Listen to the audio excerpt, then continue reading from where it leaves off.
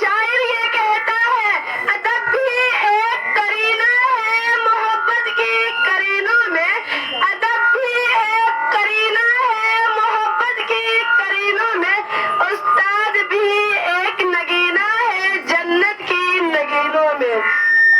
جناب صدر علی وقار طالب علم اور استاد کا رتبہ واجب الاحترام ہے۔ جناب کیونکہ استاد گمان کو یقین میں بدلتا ہے، منظر زمیں کو سبز و شاداب بنا دیتا ہے، نگاہ بصیرت عطا کرتا ہے، ظلمت کی شعبوں میں سورج نکلتا ہے، ظلمت کی شعبوں میں سورج نکلتا ہے۔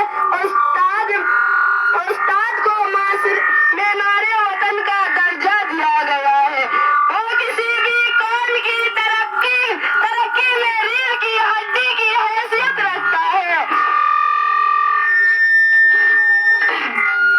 جناب صدر علی وقار استاد وہ ہستی ہے جو ہاتھوں میں جگنو لیے ہوئے شمس و قمر سے مخاطب ہوتا ہے۔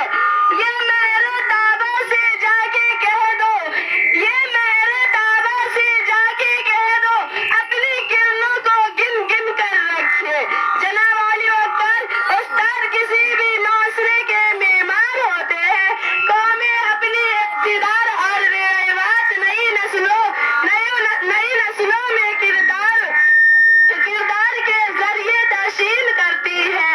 ان میں اساتذہ شہر ورثت آنے والی نسلوں کو حروف شناسی سے لے کر امی امنگوں کے آہنگ آغاز ہوتا ہے۔ ہم آہنگ کرنے تک استاد کا کردار آغاز معلوم ہوتا ہے۔ شاعر یہ کہتا ہے کتنی محبتوں سے پہلا سبق پڑھایا، کتنی محبتوں سے پہلا سبق پڑھایا، میں کچھ نہ جانتی تھی سب کچھ سکھایا، پہنچا دیا فلک تک استاد نے یہاں سے، پہنچا دیا فلک تک استاد نے یہاں سے، واقف نہ تھا ذرا بھی اتنے بڑے جہاں سے۔ جناب صدر علی وقار استاد کا رتبہ واجب الاحترام ہے۔ استاد ایک موم بتی کی مانند ہے جو خود دوسروں کو مشقت برداشت کر کے دوسروں کے لیے مشعل راہ بنتا ہے۔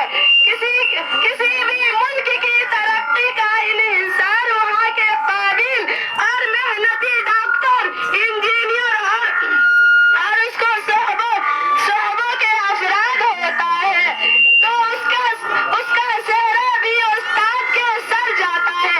امام غزالی علی فرماتے ہیں میری حقیقی والدین نے مجھے آسمان سے زمین پر پہنچا دیا، لیکن میری روحانی والدین نے زمین سے اٹھا کر آسمان کی بلندیوں تک پہنچا دیا۔ میں